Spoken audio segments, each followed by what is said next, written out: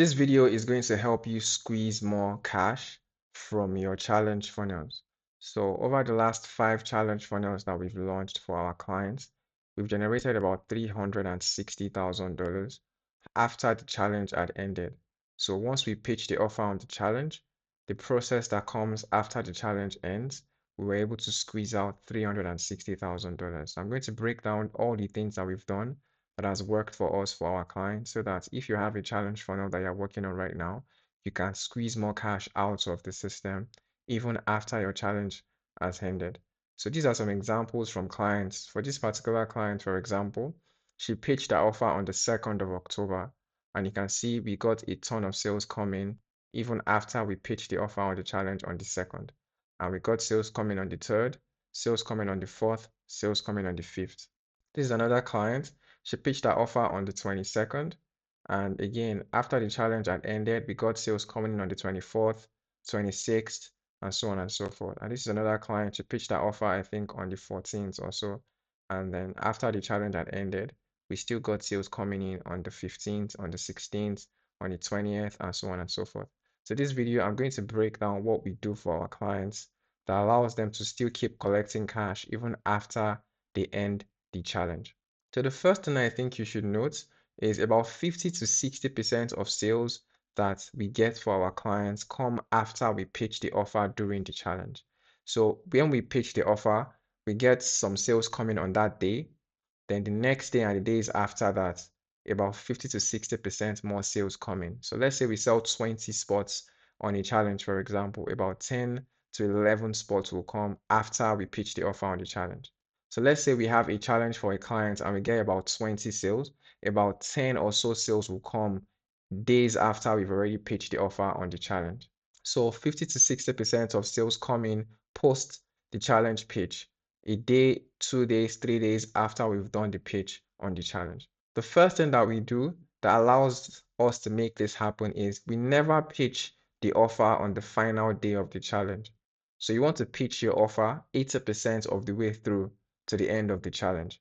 If you want to pitch your offer on the last day of the challenge, what you should do instead, and what we do for our clients, is we always have them start applying from the day one of the challenge. So day one, day two, they start applying. Day three, they start applying. Day four, they keep applying. And then on day five, we now pitch. That's if you want to wait until the last day. And we only even do this when we have a 3-day challenge. For 5-day challenges, you pitch on day four. For 3-day challenges, you pitch on day two. If for any reason you want to push the pitch until day three, if you have a 3-day challenge, and have them start applying from day one so that you can get people to commit to attending your pitch session at the end of the challenge. So you never want to pitch at the end of the challenge. What we always do for clients is we pitch 80% of the way through to the end of the challenge. The first pitch that we do is usually the normal challenge pitch, where you go over what they get in detail, the bonuses, you explain some case studies, you just go over the usual things that you reveal when you pitch your offer during the challenge. And that's the first pitch that we do. The normal pitch is the first pitch that we do.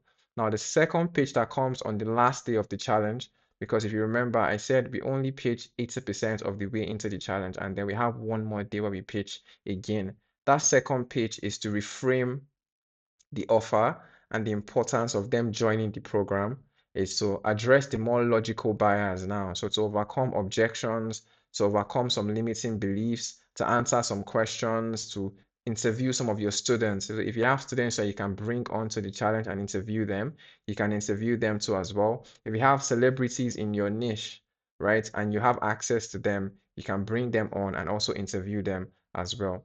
And then one thing we recently tested that works really, really well is if you have somebody else in your space who understands your markets that can come on a day 6, a day after you end the challenge, and come and help you repitch the offer and had a special bonus after the challenge ends, then that also tends to work really, really well. We just tested this for a client, and they sold a total of 50 spots for this program, and about 7 to 10 sales came on this day where this person came to do the repitch. So if you can have someone in your niche who you feel comfortable with them speaking to your audience, you can bring that person back and help you. That person will help you do a repitch a day after the challenge ends. So that's kind of like the first thing here. So just to recap here, you pitch 80% of the way into it. If it's a 3-day challenge, you do your pitch on day 2. If it's a 5-day challenge, you pitch on day 4. Your first pitch is normal pitch. Second pitch, you focus more on the logical buyers. And then if you can have someone come back and do a repitch for you on a 3rd day, that tends to work really, really well too as well. The second key pillar here is if you want to convert people after your challenge ends, there needs to be a clear consequence of inaction. So you need to make it so that if people do not buy during a set period, they are going to miss out on something very, very big, something very, very huge. So that is how we are able to squeeze 6 months worth of sales into 1 month, 1 year worth of sales into like 7 to 5 days. So all those videos you've seen on my page where I say, oh, we made this client 120 something thousand dollars in 3 days, in 5 days, is because we have clear consequences of inaction. And it's so that prospects feel the need to purchase within a specific time period. So we always had elements to the offer that make them take action now instead of wait. And we have a clear deadline on when that is going to expire. And most of the time, it's usually about a few days after we pitch the offer. So if we pitch the offer on Thursday, for example, we'll close it out on Sunday or Monday. We pitch the offer on a Friday, we close down on Tuesday or Wednesday, that kind of thing. So the first thing we always had is bonuses. And your bonuses, you want your bonuses to be bonuses that address objections or overcome limiting beliefs. Let's say you have an offer where you help people start a business. One of the bottlenecks with starting a business is people can't afford to start the business because it costs money to start a business. So one of your bonuses can be helping them get business funding. So you want your bonuses to overcome limiting beliefs. And if you have this and you make it so they are going to expire if they don't purchase now, that tends to drive more people to actually join the program. Another example of this is for one of our clients recently. There's two main ways that she helps our clients. She helps them through digital products and life insurance. And the offer at the end of that challenge was for life insurance. But during the challenge, we noticed that people were asking about digital products. So we introduced a digital products masterclass. And that got those who were interested in digital products to actually join the program too as well. So introduce bonuses that overcome limiting beliefs, address objections, or just based on what you're seeing during the challenge. Some other things you can do is extra one-on-ones. So if you're a coach, clients will always, always appreciate extra one-on-one time with you. So you want to introduce extra one-on-ones with you as an additional bonus for those who purchase within a set time limit. Price decrease. So you can decrease the price and tell them once the challenge period is over, the challenge campaign ends, the price is going to go back up. That's a very strong one. Then you also have to have a clear deadline. This offer is going to expire on X dates, and make sure the offer actually does expire on X date. Extremely important.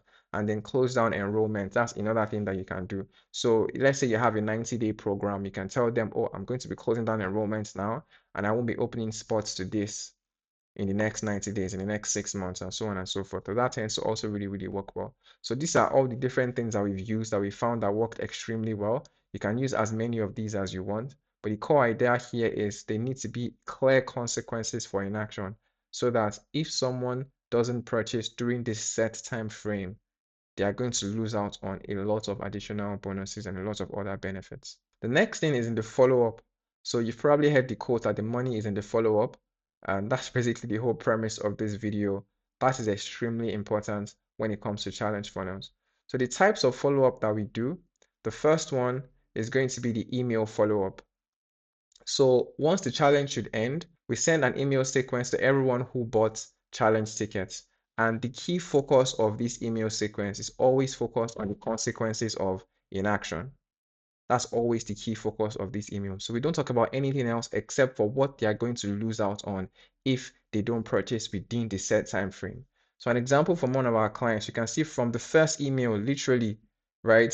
For this client, for example, we had it be so that they get an extra one-on-one with the client and they get all these other bonuses. We literally start talking about the bonuses and when it's going to expire. So the focus for the email follow-up from start to finish is usually talking about the bonuses, consequences of inaction, and the deadline. Basically, you can see here again, last 48 hours to get challenge free gifts. 36 hours left. We are basically just deadline, what you get, and what's going to happen if you don't buy now, basically from start to finish. The next thing is going to be the follow-up that you do on your WhatsApp group, your Telegram, your Facebook group. If you do a challenge funnel, you would want to have some type of community where you can follow up with prospects too as well, because sometimes your email deliverability might go to shit, and then you need to always have more touch points to follow up your prospects. So again, the focus on this is usually the consequences of inaction. All the focus from start to finish of the campaign is always focused on what they are going to lose if they don't purchase now and when the offer is going to expire. Looks like the example I was showing to you before. So what we tend to do is we write the one for the email and then we just tailor it to the platform. So if it's Telegram, we add like maybe a voice note, an image, and a shorter text. If it's a Facebook group, we can go as long as possible, but we always had like a video or an image just to make it more adaptive to the platform that we are following up with prospects on. But the focus is always going to be on the time, the consequences of inaction, and what they're going to lose out on if they don't purchase now. The next type of follow-up that we do is follow-up to prospects who either applied.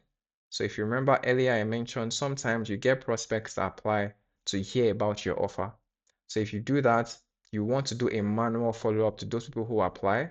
Your VIP, so people who purchase VIP tickets to your challenge are the ones who are most likely going to purchase your main offer. So you want to do a manual follow-up to your VIP too as well. And one that we recently discovered is following up with people who bought challenge tickets from you in the past. So these prospects too as well are most likely going to purchase. So for the people who applied and the VIPs, we basically start the process by asking them if they found value in the challenge. And then once they respond back to that, we basically ask them why they haven't joined the main program. And then we either try to get them to book a call, or if it's a simple thing that we can address, we basically address that and we get them to purchase. So this tends to work really, really well. So we message them on Go High Level. We message them via iMessage if we have their phone numbers, and we send voice memos to them. We just basically send as many touch points to them as possible in order to get those people who applied or the VIP people to join. For the people who have bought challenge tickets before, basically what we do is we tell them the founder asked us to reach out to them because we are doing a challenge right now, and the challenge bonuses from last time are now open. So if they missed out on those bonuses before, now is their chance to get into it. So we basically do that too as well. And then one that we also find that works well is if you normally take sales calls, you can reach out to everyone you've taken a sales call with before in the past and try and get them to convert to as well. So it's basically four things: applicants, VIPs, people who have bought challenge tickets before, and then anyone you've taken a sales call with before. This is another way to follow up with them because now you have that consequence of inaction. You have bonuses that you can offer to these prospects to try and get them to convert. The next thing here would be we also invite people who have bought challenge tickets before to join the new challenge. So this is more of like a pre-challenge follow-up that we do because if someone has joined the challenge before, taking them through the challenge process again might convert them this time. So this is more like a pre-challenge follow-up, but we basically reach out to everyone who has bought challenge tickets before and we invite them to join this new challenge. So we give them a coupon code that gives them the general admission tickets for free and then VIP at a discount. So we can get even more people to join the challenge originally. So this way we re-engage people who have bought challenge tickets before. So the more people we can get from the past, if they consume the challenge content 2-3 times, eventually they'll be in a place where they feel comfortable enough to purchase the program. And then we always add discovery calls. So I know the process doesn't require you to have a sales team in place, but if you have a sales team in place, you can even squeeze out more cash from the challenge funnel. And clients that have a salesperson, we basically get people to book discovery calls if they have questions, if they're on the fence, that kind of thing. The book calls with the closers, and that tends to convert a ton of people. So these are all the different ways that we follow up with prospects. So the email follow-up, WhatsApp group, Telegram, or Facebook group follow-up, reaching out to applicants, the VIP, all challenge tickets people manually, and then following up with people to book discovery calls, and then trying to get people who have bought tickets before to join your new challenge by giving them a coupon code tends to work extremely well for our clients. So those are basically the three main pillars that we decide to focus on, right? And this is how we're able to collect extra cash, 50 to 60% from our clients, even after the challenge has ended. So you can implement this. Let me know in the comments if you have any questions, and thank you for watching. Cheers.